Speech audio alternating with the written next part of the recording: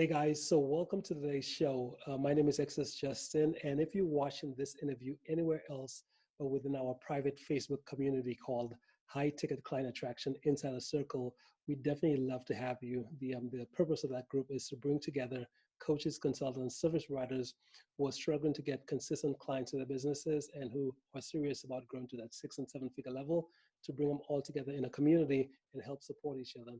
So if that's you and you're watching this video and you need some support, be sure to come join our private community. I think right now we have about 5,800 members, and we'd definitely love to have you be the next member. Now, with that being said, I have my friend here today, Alyson Lex. And Alyson, welcome. Thank you so much for having me. I'm stoked to be here. Awesome. You're welcome. You're welcome. I think so guys, let me just let you in a little secret here, right? So we started the interview and I forgot to hit the record button. So in a sense, we're doing this over again. I think the question I asked right before was, where are you located again? I'm in Baltimore, Maryland. Yes, yes. And I'm gonna read her mind, right? So, and you met your husband in Columbia, right? Columbia, Maryland? Yes, and you lived there at one point. Yes, I did. I did. Goodness. Whoa. That is awesome. We're mind readers back here. Okay. So yeah, and what I was saying as well too was the way I met Alyson was in a Facebook group. So we kind of exchanged a few messages, I think, in a post in a Facebook group, and then we connected and we exchanged messages on through the Facebook Messenger. chat, Yeah. messenger, yeah. And she has an amazing story. She's done a lot over her career, and I really wanted to take the chance just to interview her and just to kind of pick her brain to add some value to the community. Yeah. So, Alyson, tell us, what is it that you do? So I am called a direct response copywriter, but I call myself a high conversion sales copywriter Hmm. because more people understand that. I get a lot of questions like, what's direct response? Hmm. And so, but my job is to create landing pages, sales pages, emails, all that good stuff that turns leads into clients. Hmm. Okay. So with direct response, that term has been around for like A years little bit, and stuff a like little that. But it's bit. amazing. What do you think? Because you would think with the amount of because that's really what I start off as a direct response when it comes to marketing, copyright, all these different things. That's I always identify with a direct response. But in terms of a lot of new individuals who are coming into the industry, for them, it's like when you say direct response, they're like, what? Like, huh? What is that? Like, Right. why do you think that is for a term being around that long, but then it hasn't really caught on? A lot of people don't really know about it. So direct response was really like incredibly popular as a philosophy, if you will, when you were doing mail order or direct mail advertising. Infomercials are direct response. And so I think with the internet, we use a lot of direct response philosophies and strategies, but we don't call it as such simply because of the amount of information that's out there. It used to be that when you were studying marketing, and let's say you wanted to be a copywriter, there were like 5 or 6 big names that you could follow. And Dan Kennedy was one of them. I was lucky enough to work for him. Um, but now there are like a bajillion people that you can follow who may or may not teach that what they teach is direct response, even though they're using those strategies, using those principles in what they're teaching. They're just not going all the way back to, if you want to call them the OGs of Mhm. copywriting, and saying, like, this is a principle from these guys. Yeah, yeah. The Dan Kennedy's, Gary Halbert's, the Jordan Carlton's, Ogilvy, all those yeah, guys. Carlton, all of them. Yes, yes, yeah. These guys, they've definitely paved the way for a lot of what's being taught today.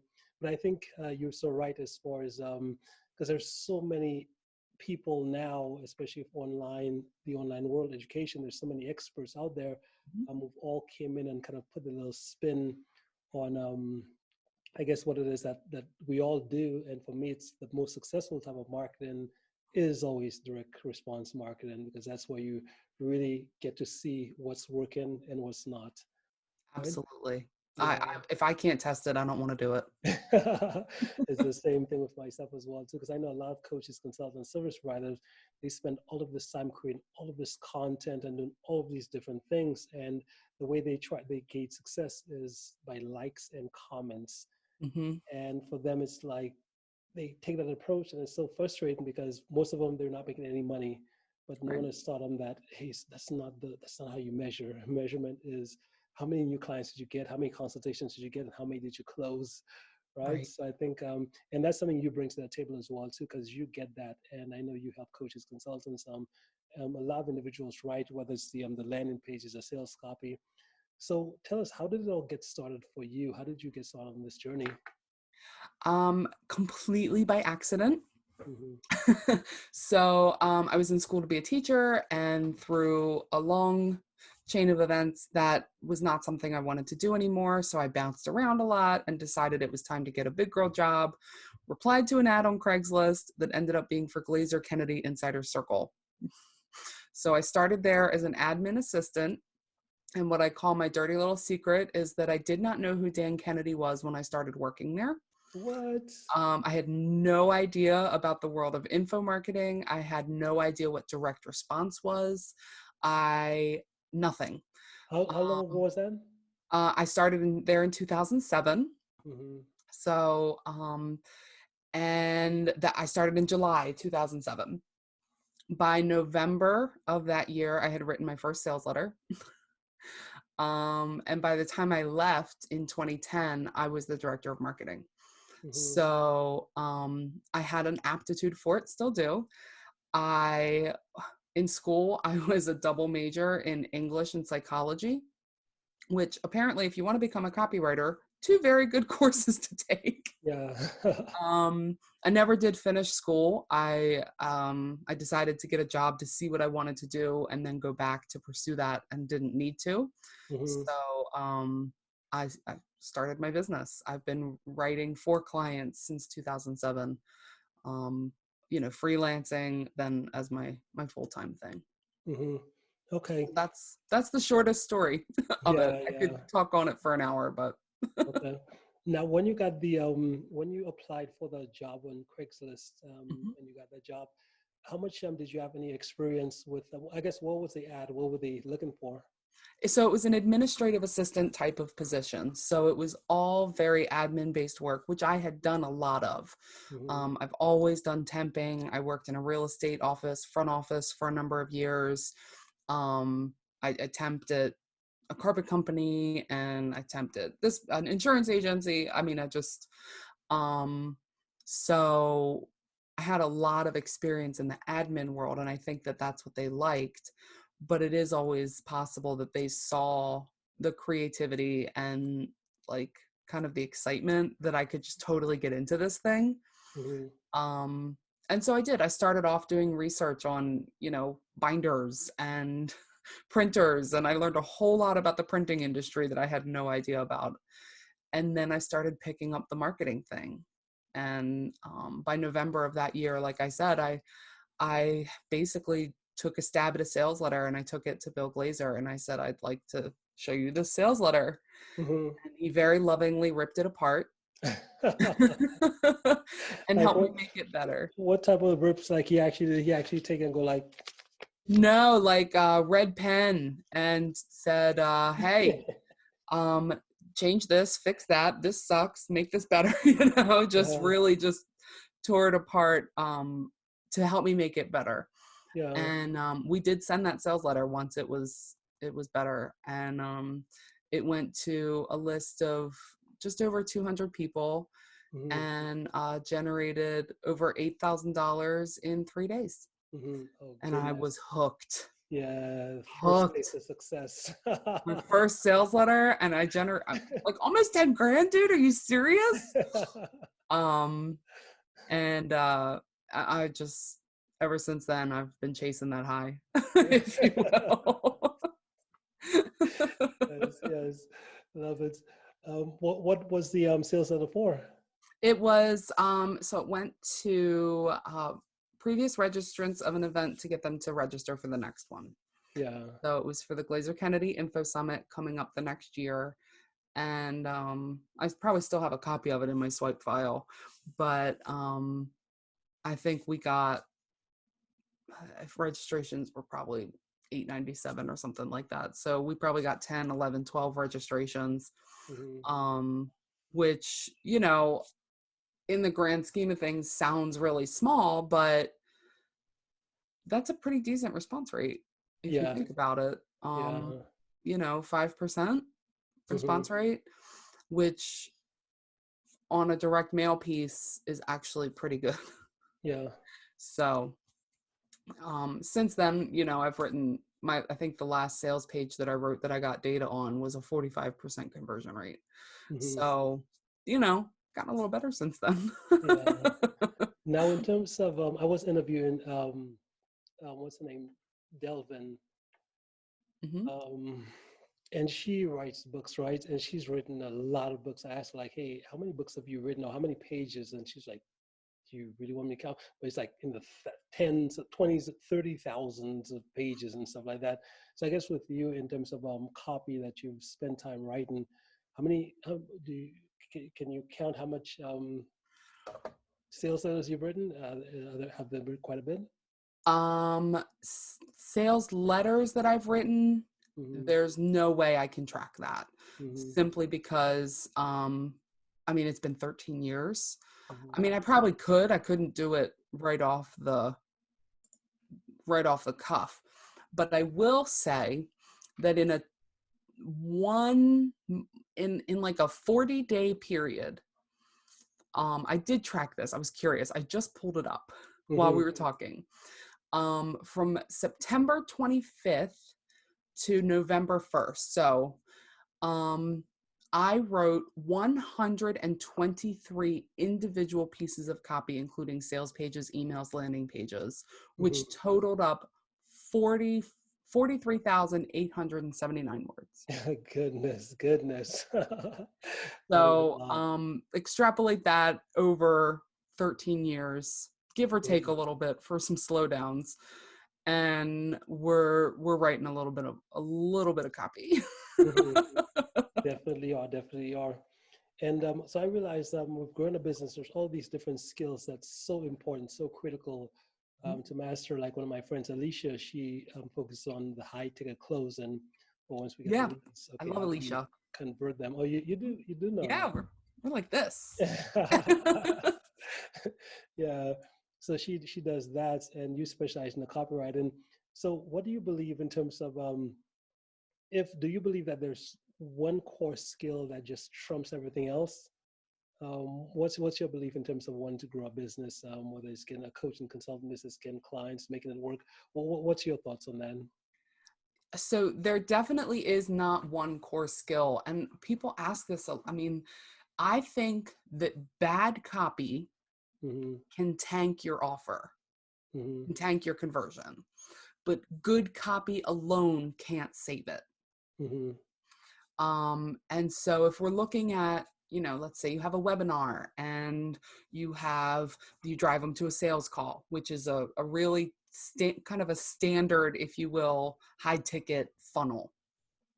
If your webinar landing page doesn't has terrible copy, then your opt-in rates are going to, which means the rest of your funnel isn't going to work.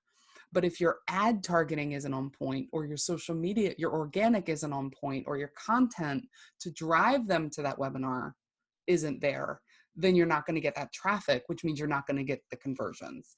Mm-hmm. Also, if your sales call game sucks, you can get as many people on a call as you want, but if you can't close them, you know what I mean? So I am a big proponent of looking at every decision point throughout your entire buying process and looking at the data.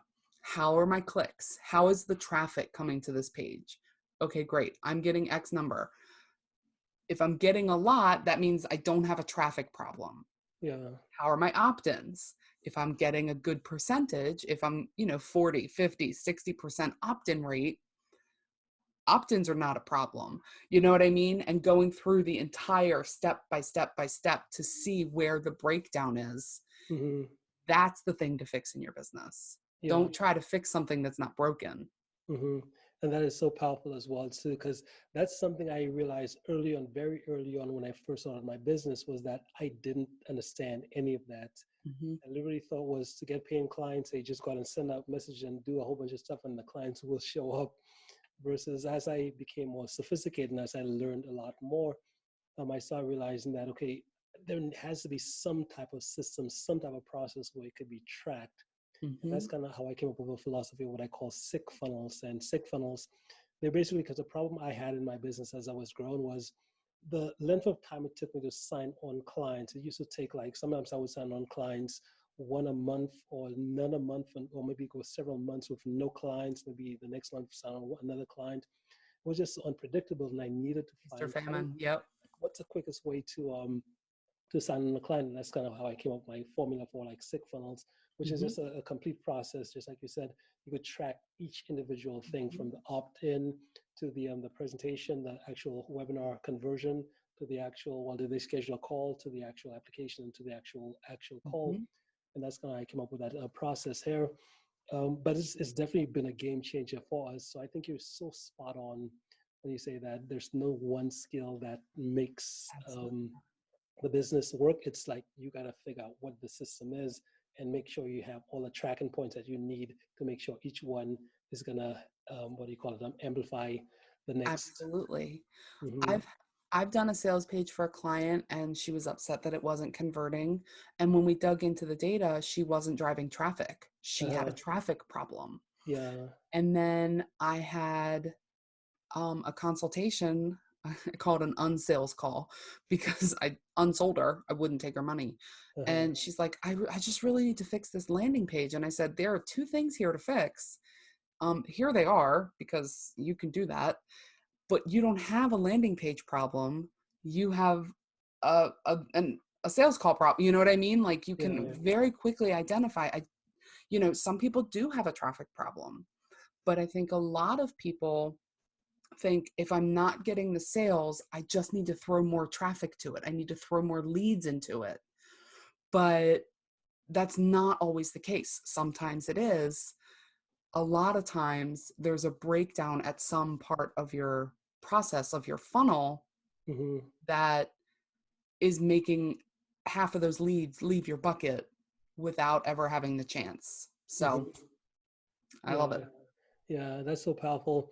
And for me, I know that one of the biggest, the core places, because when I teach the high ticket selling, I know that the core of what we need are qualified leads. And I know that the place I love to start when it comes to that is the web, like what's your conversion piece? Once, if someone shows up, Mm-hmm. like what's that presentation or what's that thing that you're going to walk them through to get them to actually schedule the call. Yep. So I love starting with that first, because I know that some most individuals, they like to do all the, hey, the Facebook ads, let's go to Facebook ads, or what's the next traffic source and all these different things, and they try to go down that route first and end up spending so much money, wasting so much time, and they never get to the finish line.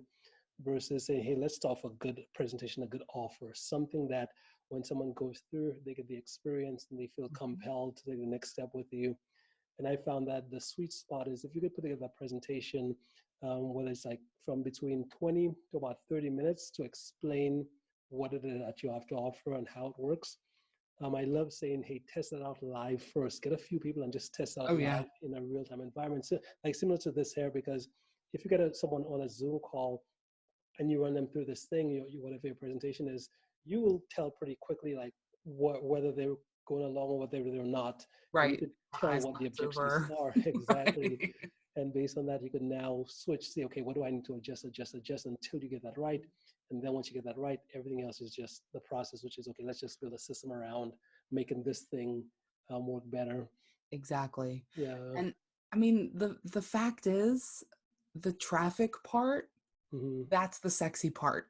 Hmm. Right? Figuring out how to, people, and you mentioned it earlier or alluded to it earlier, is the vanity metrics. Hmm. Right? How many people like my stuff? How many people are sharing? How many people are commenting? And while likes, shares, and comments are important for algorithm hacking or whatever you want to do, Hmm. they are not the end all be all, because you will have, I mean, I had a client who had a high ticket program, and signed up someone who had been following him for 6 years and had never commented, had never liked, had never emailed, but just quietly followed in the background and then paid him $15,000. Yeah. Like, Yeah. and but so by relying just on vanity metrics, or the sexy stuff, as I like to call it, because that's the fun stuff, even I fall into that trap and I know better. It's so much fun to think, oh, you could do this, you could do that, you could do that, because it's fun to think about. Yeah. Yeah. The rest of it is, you know, a friend of mine, he runs a very successful subscription consumable product business. And he mentioned that the business is the machine. It's the car engine. And it'll take all kinds of it'll take gas from any gas station. But if the engine doesn't work, that gas doesn't matter. And your business is the engine and the gas is the leads. The traffic doesn't matter if you're not set up the right way. And he's scaled his business. I think they're doing $1 million a month. He's got the engine. Now it's the gas. You know what I mean? So yeah. It's really I like that metaphor. That is so powerful. Now, in terms of what would you say is the most just based on your own journey as far as growing, building your business, doing all these different things, what would you say is the one skill that's made the biggest difference out of every skill you've learned over the years? What would you say is the one that's made that biggest difference for yourself in terms of creating more success and being able to keep progressing in your business? The biggest, well, so I'm really tempted to say copywriting, but that's not, that's only because my business is copywriting. So I would have to say networking and building relationships is the number one thing. And now I say this as a service provider. So I want to just, you know, coaches and experts and consultants, networking is going to be very, very important. Getting to know new people, getting in front of different people, JVing, having collaborative relationships and things like that. As a service provider, it's been essential for me. And I think the biggest key in that is to go into it with an abundance mindset. And so I'm very much just a hard and fast facts kind of person. I don't have a lot of, I hate to use the term woo woo because I feel like it could be offensive, but you know, the more mental, spiritual stuff, I don't have that as much, but I absolutely believe in abundance versus lack mindset. And if you walk into a relationship with a lack mindset, like it's a competition, it's going to show in your business. But if you walk into relationships feeling like there is enough for everyone and that we can absolutely find a way to work together, to collaborate, to build each other up together, right? A rising tide lifts all ships kind of thing. That is essential for your business and essential for successful networking. Now that is so interesting. You said networking is the one skill that changed it all. And I know for myself, that's a lesson I learned. I think I learned a little bit too late. Never too late. Yeah, when I first started my coaching consultant business, I kind of made progress. I did okay, but my thing, because I'm pretty introverted as well. So my thing, I've always dealt with like systems, processes. How do you build the thing? How do you build the machine? And I spent a lot of my time doing that, and we made pretty good money. I think we broke the 100K per month mark just by me doing these types of things. But when it came time to like scale and like really grow and taking this to the next level, I started to realize like, man, this technology thing, I have it all figured out, but things still aren't moving as fast as I want. Like, what's missing? Like, what is that missing piece? And that's when I went into a friend of mine, Shelly, as well. So Shelly Jorgensen, I'm not sure if you've seen her around, but she is like a professional networker. And the reason I'm dropping her name in there because I wanted to come through and listen to our full interview. She did And some reach out wonderful to me because I love networking. yes, yes. So Shelly, and she has a saying. She said when she was younger, her mom, what is it? Her mom, she used to make bread with her mom, and her mom said, "Hey, you got to put the rolls close together because they need each other to rise." And that's a yeah, that's a powerful Kelly, saying. that's so cool. Uh, when I heard that, I realized like that's the skill. That's the thing I haven't really leveraged. And as you can see for me right now, that's the realm I've kind of shifted into, which is networking, because again, that's where so many opportunities open up for you and so much things change for you. So I guess in your experience, like what's something, an actual, like maybe a tangible thing that networking has led you to a door, maybe something that's given you access that you wouldn't have had before without it? Yeah. So first I just want to like dispel what jumps into people's heads when they think networking. Mm-hmm. And you think of a room full of people in business casual clothes throwing business cards at one another, right? Mm-hmm. That's not what it is. It's building relationships and maintaining those relationships in an intentional way. That can be done online, it can be done in person, it can be done in a myriad of ways. You can meet someone at an event and continue the relationship online. You can meet someone in a Facebook group, have a few chat messages, and then do an interview, right? We networked. Mm-hmm. So a tangible result. I met someone who had a podcast. I was on that podcast. I was actually his first podcast episode, Mm-hmm. and we stayed in touch. He invited me to a mastermind, just a peer mastermind group. One of those people in that group later referred me to one of his associates who paid me $15,000 for some copy. And then later, that person in that mastermind group then hired me, and over the course of 2 years, probably paid me $65,000 to $75,000. Mm-hmm.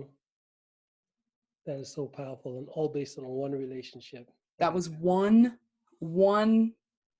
degree from one relationship. Mm-hmm. Now, that person has introduced me to these people who have introduced me to these people. You know what I mean? And so if I was to try and contact trace, if you will, or Kevin Bacon the relationship and figure out where I've met all these people, some of them I can pinpoint, but some of them it's like, oh, they introduced me to so and so, who introduced me to so and so, you know what I mean? And there's like 6 or 7 degrees from one person. Mm-hmm. That's one podcast interview. Mm-hmm. That's one relationship. And it's led to a substantial amount of money in my business. Yeah, yeah. And Perfect. it's because I do it intentionally and I don't just go to networking events. Mm-hmm. Got you. Awesome, awesome. And that's so powerful here because I know I'm guilty of that as well too. Because I know I open up a lot of relationships, but then for whatever reason, I stop it. I don't nurture it. I don't keep it going. And I think that's when I think I kind of like maybe what I've done is the mistake I've made is I've just tried to go too far with it because I find with my personality whenever I pick something, I tend to go to the extreme. So I'm back here starting a whole bunch of relationships and getting a whole bunch of networking and getting to know people. But then it's like, okay, I don't have enough time to actually continue because there's just too much open up in a sense. Um, You don't have to keeping a relationship alive is not necessarily messaging that person or talking to that person once or twice or 3 times a week. mm-hmm, I have people that I haven't spoken to in months, but if I see an article or a piece of content or an offer or something that reminds me of them in some way that I think they'll find it useful, I shoot it off to them. And they're always very appreciative. It reignites the relationship for a little bit. We may have ways we can collaborate. We may not. I met someone 2.5 years ago at an event that does payment processing for high risk industries. And I mm-hmm, have a couple of friends who are in those industries, mm-hmm, CBD oil or things like that are high risk in the processing world. And I've sent him referrals. We haven't talked like face to face or on the phone in 2.5 years. It's, hey, you still running this? Yes. Here's this person. You know what I mean? That's the relationship, and that's okay. It doesn't have to be a daily friendship to be a worthwhile relationship. Love this, love this. Perfect, perfect. Now let's go back to in terms of how you help. So you said ultimately the way you serve the best is through just copywriting, right? So that's just your bread and butter, what you just wake up just love doing, right? I write a lot of copy. That is my lane. I stay in my lane.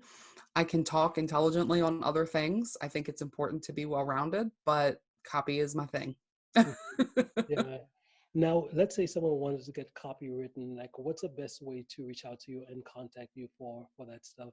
Yeah. So my email address is Alyson@AlysonLex.com. And my name is Alyson. You see it up there, Alyson. Love it. But my website is AlysonLex.com. That's my home on the web. You can contact me. You can find my blog. You can find me on Facebook, all that stuff. Um, and there's also an opportunity to opt in for what I call the sales page that writes itself. And that'll actually help you get started writing your copy without writing a word. Hmm. Pretty fun. Yep. Now I could tell that was written by a copywriter. The sales page that writes itself. How to write your copy without writing a word, right? Love it.